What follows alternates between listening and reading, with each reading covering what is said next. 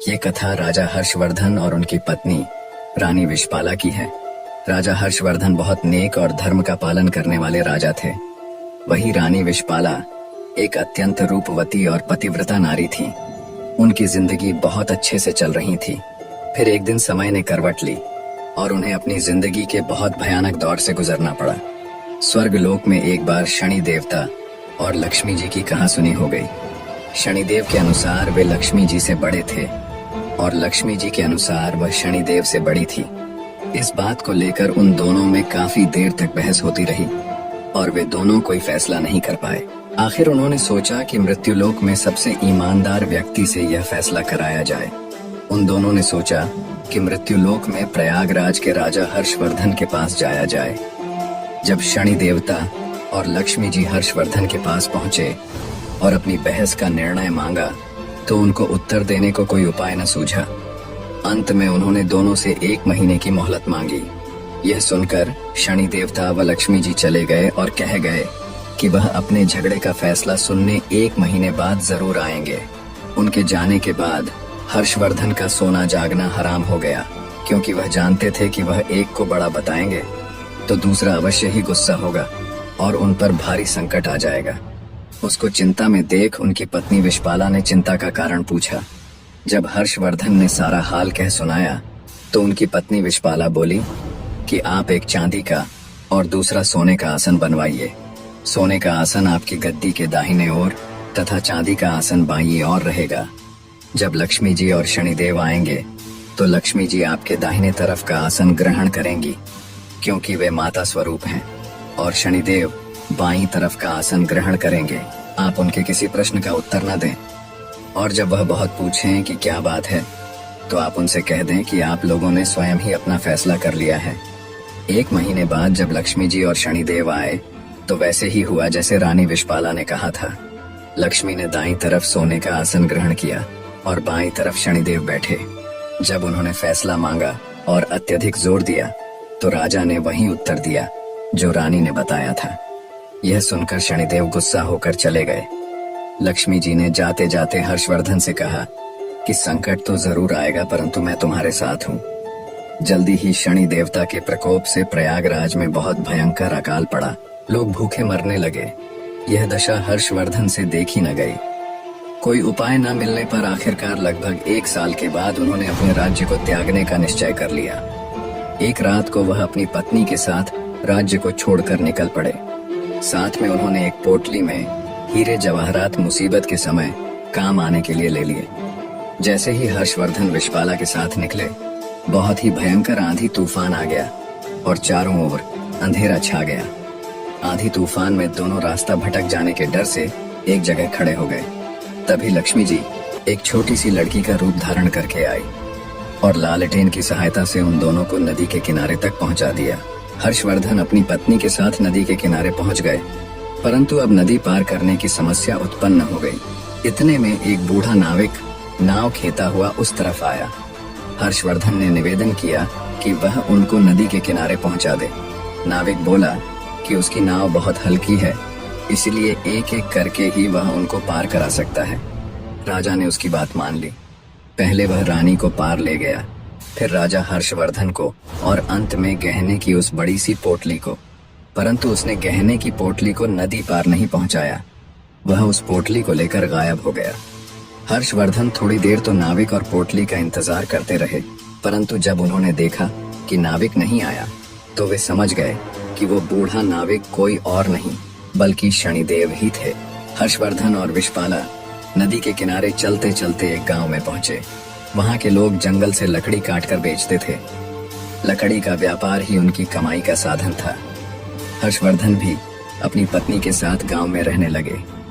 वे चंदन की लकड़ी काटकर लाते और पास के गांव में बेच देते। थोड़े ही समय में चंदन की लकड़ी बेचकर वे काफी पैसे वाले हो गए और आराम से जीवन व्यतीत करने लगे। यह सब लक्ष्मी जी की कृपा थी। उनको आराम में देखकर शनिदेव ने फिर से एक चाल चली। एक दिन एक सौदागर जो उस गांव से चंदन की लकड़ी लेकर दूसरे देशों में जाया करता था, उसका जहाज यहाँ फंस गया। उसने बहुत प्रयत्न किया, परंतु वह जहाज टस से मस न हुआ। उसकी समझ में नहीं आ रहा था कि क्या करे। इतने में शनि देवता ब्राह्मण का रूप धारण करके उसके पास आए। उन्होंने सौदागर से कहा कि मैं तुम्हारे जहाज को हटाने की युक्ति बता सकता हूँ। सौदागर ने जब उनसे पूछा कि वह युक्ति क्या है तो उन्होंने कहा कि तुम गांव के लोगों को भोजन का निमंत्रण दो और उनमें जो भी सती सावित्री स्त्री होगी, यदि वह तुम्हारे जहाज को छू देगी तो तुम्हारा जहाज चल पड़ेगा। सौदागर ने शनि देवता के बताए अनुसार गांव के लोगों को निमंत्रण भेज दिया। जब वे हर्षवर्धन के घर पहुंचे तो विषपाला ने यह कहकर निमंत्रण अस्वीकार कर दिया कि मेरे पति जंगल में लकड़ी काटने गए हैं। सौदागर के आदमी ने वापस जाकर सारी बात बता दी। सौदागर समझ गया कि यही औरत पतिव्रता है और यही उसके जहाज को निकाल सकती है। वह शाम को फिर उसके घर गया। उस समय हर्षवर्धन घर पर ही थे। उसने निमंत्रण स्वीकार कर लिया। जब सौदागर ने हर्षवर्धन और विषपाला से कहा कि वह जहाज छू दे जिससे वह निकल सके, विषपाला ने अपने पति के कहने पर जहाज छू दिया और जहाज हिलने लगा। यह देखकर सौदागर के मन में पाप जागा कि क्यों न मैं इसको अपने साथ ले चलूं। यदि जहाज फिर से फंस गया तो वह छूकर उसे हटा सकती है। ये सोचते ही उसने विषपाला को अपने साथ जहाज में खींच लिया और जहाज चल पड़ा। हर्षवर्धन चिल्लाया, परंतु उस समय तक जहाज काफी दूर चला गया। विषपाला अत्यंत रूपवती थी। उसको देखकर सौदागर के मन में पाप जागृत हुआ। उसने विषपाला के सम्मुख उसे अपनी पत्नी बनाने की इच्छा जाहिर की, पर रानी ने उसे साफ मना कर दिया। पर रानी के रूप पर मोहित हुआ सौदागर अब हर समय उसके पीछे पड़ा रहता। रानी विषपाला ने सौदागर की छेड़छाड़ से तंग आकर सूर्य देव से प्रार्थना की कि उसको अपने सतीत्व की रक्षा करने के लिए कोढ़ दे दे। उसकी प्रार्थना सूर्य भगवान ने सुन ली और उसका शरीर कोढ़ से विकृत हो गया। इधर राजा हर्षवर्धन भी रोते बिलखते नदी के किनारे से चल पड़े।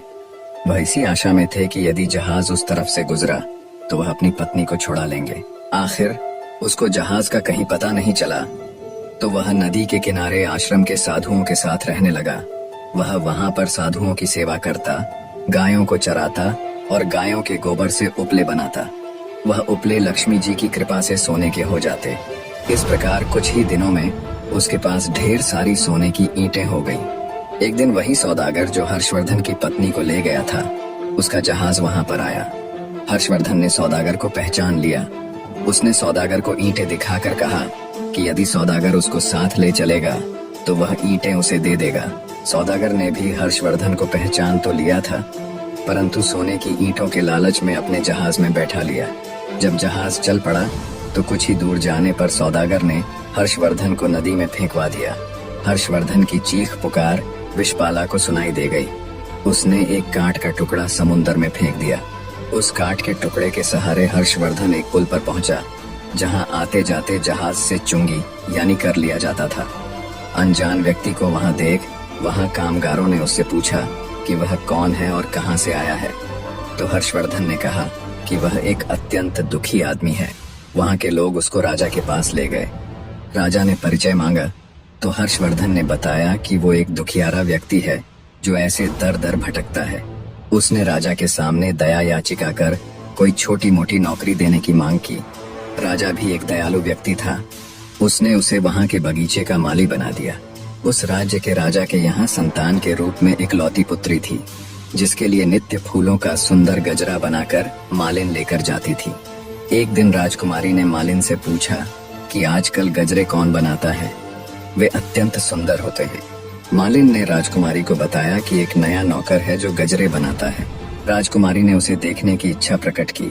जब उसने राजा हर्षवर्धन को देखा तो वह उस पर मोहित हो गई और हर्षवर्धन से ब्याह करने की हठ पकड़ ली। राजा ने बहुत मना किया, परंतु जब राजकुमारी नहीं मानी तो उन्होंने लाचार होकर दोनों का ब्याह कर दिया और जंगल में एक मकान रहने को दे दिया। कुछ दिन बीत गए तो हर्षवर्धन ने राजकुमारी से कहा कि ऐसे बेकार बैठे रहकर मेरा मन नहीं लगता। तुम अपने पिता से कहो कि मेरे को जहाजों की चुंगी का ठेका दे दें। राजकुमारी ने अपने पिता से यह प्रस्ताव रखा तो राजा ने प्रस्ताव स्वीकार कर लिया। हर्षवर्धन अब आने वाले जहाजों से चुंगी लेता। ऐसे ही 7 वर्ष बीत गए। शनिदेव का प्रभाव खत्म होने को आया। एक दिन सौदागर का जहाज वहीं आया। हर्षवर्धन ने उस जहाज को रोक लिया और उसे वहां से जाने नहीं दिया। सौदागर क्रोधित हो राजा के पास शिकायत लेकर गया और विनती की, महाराज जो भी आपका कर है वो मैं हमेशा अदा करता हूँ, फिर भी मेरे जहाज को क्यों रोका गया? राजा ने जब हर्षवर्धन से पूछा कि वह सौदागर के जहाज को क्यों नहीं जाने देता, तो हर्षवर्धन ने बताया कि महाराज, इस सौदागर के पास मेरी सोने की ईंटें हैं जो इसने मुझसे चुराई है। जब हर्षवर्धन ने सौदागर से अपनी सोने की ईंटों की चोरी की बात राजा के सामने रखी, तब राजा ने हर्षवर्धन से पूछा, क्या तुम्हारे पास इस चोरी का कोई प्रमाण है? हर्षवर्धन ने सिर झुकाकर कहा, महाराज, मेरे पास कोई प्रमाण नहीं है। हर्षवर्धन का झुका सिर देखकर सौदागर अपनी बात को और अधिक पुख्ता करने के लिए राजा से कहता है, महाराज, ये झूठ बोल रहा है। मैं शपथ लेता हूँ कि सोने की ईंटें मेरी हैं। राजा सोच में पड़ जाता है। तभी एक तेज गर्जना के साथ शनिदेव प्रकट होते हैं और गुस्से में सौदागर की तरफ देखते हैं। उन्होंने कहा, सत्य और धर्म के साथ खिलवाड़ करने का कर्ज चुकता करने का अब तुम्हारा समय आ गया है। शनिदेव सौदागर के पास जाकर उसकी आंखों में देखते हैं। अचानक सौदागर जमीन पर गिरकर कांपने लगता है। वह पसीने से तरबतर होकर चिल्लाता है, मुझे माफ कर दो, मैंने झूठ बोला था। ये सोने की ईंटें मेरी नहीं हैं। इतना कहने के बाद सौदागर के शरीर से एक अजीब सा धुआं उठता है और वह वहीं राख में बदल जाता है। राजा और दरबार के लोग स्तब्ध रह जाते हैं। किसी को समझ नहीं आता कि क्या हुआ। तभी शनिदेव हर्षवर्धन के पास जाकर उनको प्रणाम करते हुए कहते हैं, राजा हर्षवर्धन, तुम्हारे सत्य और धैर्य ने मुझे पराजित कर ही दिया।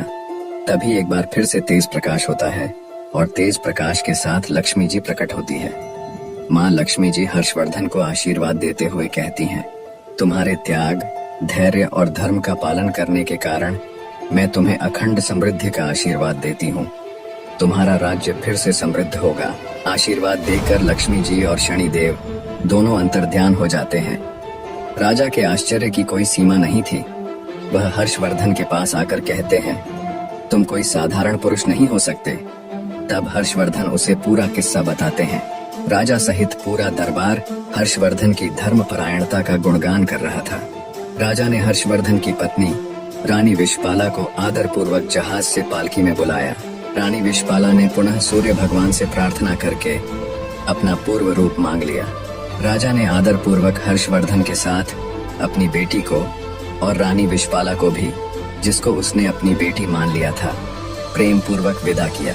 निष्कर्ष, किसी के जीवन में कठिनाइयां कितनी भी बड़ी क्यों ना हो, अगर व्यक्ति सत्य और धर्म के मार्ग को नहीं छोड़ता तो समय के साथ वो न केवल हर मुश्किल से बाहर आता है, बल्कि खुद वो मालिक परमात्मा भगवान भी उसकी मदद करते हैं।